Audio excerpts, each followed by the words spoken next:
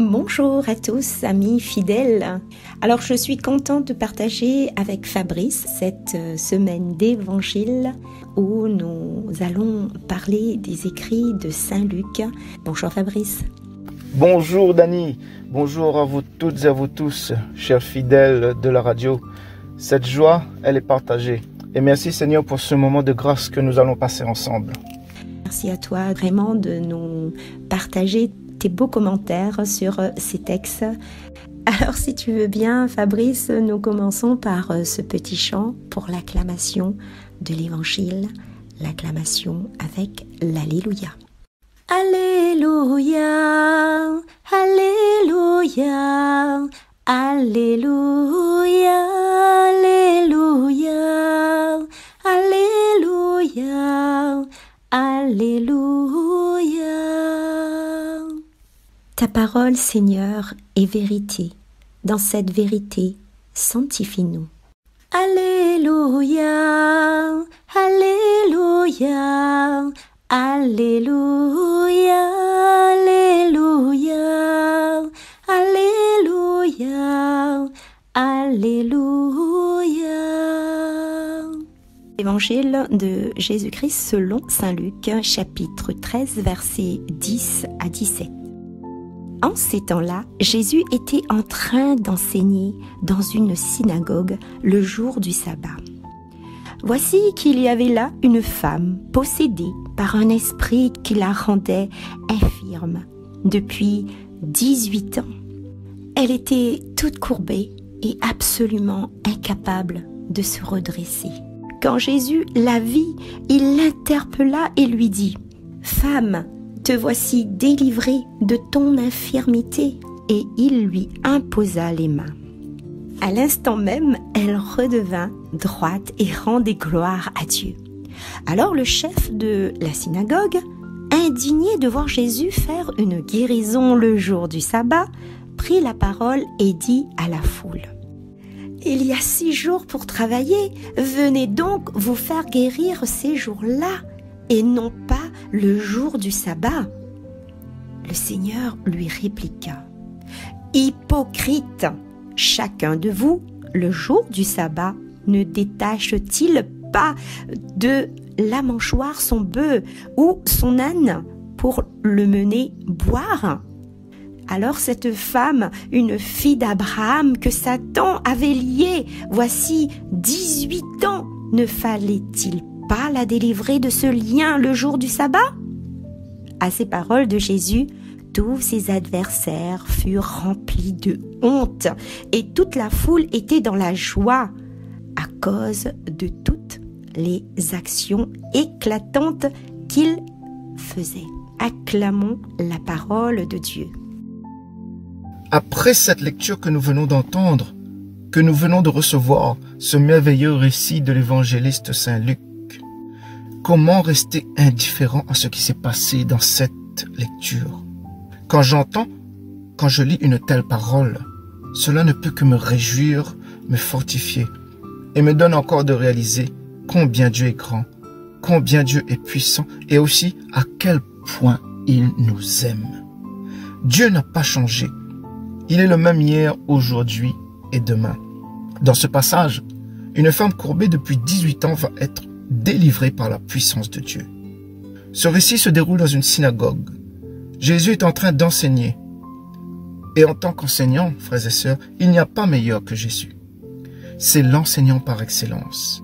Il instruit les hommes au mystère du royaume de Dieu. Qui peut mieux le faire si ce n'est Dieu lui-même? Dans Job au chapitre 36, verset 22, il est dit : « Dieu est grand par sa puissance. Qui saurait enseigner comme lui ?» Oui, frères et sœurs, qui peut enseigner comme Jésus le fait? Son enseignement, qui n'est autre que sa parole, nous éclaire, nous guide, nous console. Sa parole est remplie d'amour, de vérité et d'autorité. Dans l'évangile de Jean au chapitre 7, il est dit que jamais homme n'a parlé comme cet homme. Nul ne pouvait le contredire. Sa parole est pour tous, sans exception. Lorsque Dieu parle, sa voix se fait toujours entendre, que ce soit dans le monde visible ou invisible. Il n'y a pas de frontière qui puisse l'arrêter. Dans cette synagogue, il y avait foule pour venir écouter Jésus. Et il y avait aussi une personne qui va attirer toute l'attention de Jésus. Et voici, il y avait là une femme possédée d'un esprit qui la rendait infirme depuis 18 ans. Elle était courbée et ne pouvait pas du tout se redresser. Oui, frères et sœurs, cette femme courbée depuis de longues années va attirer toute l'attention de Jésus à un tel point qu'il va interrompre son enseignement. Si nous lisons le verset suivant, il est dit que, la voyant, Jésus l'interpella. La voyant, il l'interpella. N'est-ce pas formidable, frères et sœurs? Jésus, au milieu de cette foule, va voir cette femme qui, depuis des années, était liée par Satan, qui était toute courbée, toute pliée, et elle ne pouvait nullement lever la tête pour se redresser, pour regarder le ciel. Pour elle, c'était chose impossible. Son regard ne portait que sur le sol. Quelle épreuve et quelle terrible souffrance. Mais que va dire Jésus à cette femme? Il va lui dire, « Femme, te voici libérée de ton infirmité. » Jésus va la libérer, frères et sœurs. Il va la délier du joug de Satan. Amen, amen, amen. Jésus a vu la souffrance dans laquelle se trouvait cette femme. Il l'a vue et il te voit aussi. Peut-être que cette parole d'aujourd'hui te concerne. Jésus connaît exactement ce qui te courbe dans ta vie. Il sait aussi depuis combien de temps tu es dans cette épreuve, dans cette souffrance. Mais peut-être aussi que tu t'es habitué à marcher courbé, c'est-à-dire à marcher dans le péché. Car ce qui courbe l'homme avant tout, c'est le péché. Mais sache que rien n'est perdu pour toi. Notre Dieu est le Dieu de miséricorde. Il est débordant d'amour pour tous ses enfants. Dans le psaume 145, verset 14, il est écrit « L'Éternel soutient tous ceux qui tombent et il redresse tous ceux qui sont courbés. » Jésus, par sa puissance, a guéri cette femme de son infirmité. Et cette puissance libératrice est toujours d'actualité. Prions.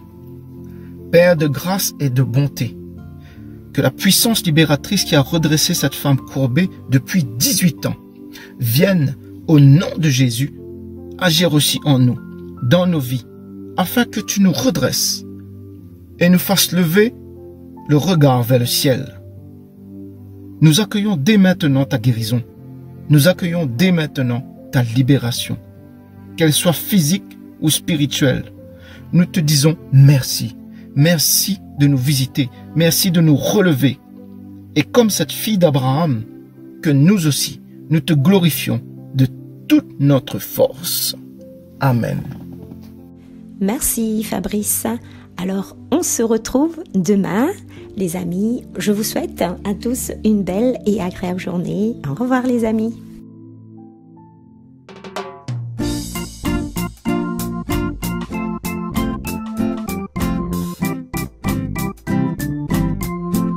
Ressuscité, Christ est ressuscité. Alléluia, Alléluia. Jésus est vivant. Gloire à Dieu. L'amour a triomphé. Alléluia, Alléluia. tout resplendissant, glorieux. Il est venu celui qui a fait traverser la mer à son peuple Israël. Il est là aujourd'hui pour libérer toutes les nations et il nous appelle. Il est venu celui qui est le bon pasteur, qui donne sa vie pour ses brebis. Il est là aujourd'hui, il est sorti du tombeau, ressuscité à la vie. Le sacrifice de de l'ancienne alliance, il les a tous remplacés. Lui le grand prêtre de la nouvelle alliance, il est l'agneau immolé, ressuscité. Christ est ressuscité, alléluia. Jésus est vivant, gloire à Dieu. L'amour a triomphé, alléluia. Tout resplendissant, glorieux.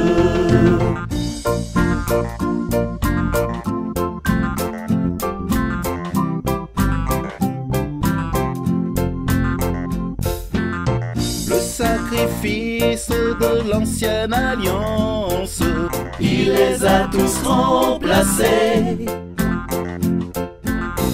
Lui le grand prêtre de la nouvelle alliance, il est l'agneau immolé, ressuscité. Christ est ressuscité, alléluia. Jésus est vivant, gloire à Dieu. L'amour a triomphé, alléluia. Tout resplendissant, glorieux. Il est venu celui qui a fait tomber la manne pour Israël au désert. Il est là aujourd'hui, le pain de vie descendu du ciel qui nous vient du Père. Il est venu celui qui a parlé à Moïse dans le feu du Sinaï. Il est là aujourd'hui dans nos cœurs où le feu de son amour nous purifie. Le sacrifice de l'ancienne alliance, il les a tous remplacés. Lui le grand prêtre de la nouvelle alliance, il est l'agneau immolé, ressuscité. Christ est ressuscité, alléluia. Jésus est vivant, gloire à Dieu. L'amour a triomphé, alléluia. Tout resplendissant, glorieux.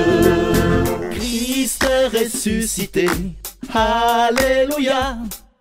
Jésus est vivant, gloire à Dieu. L'amour a triomphé, alléluia. Tout resplendissant, glorieux.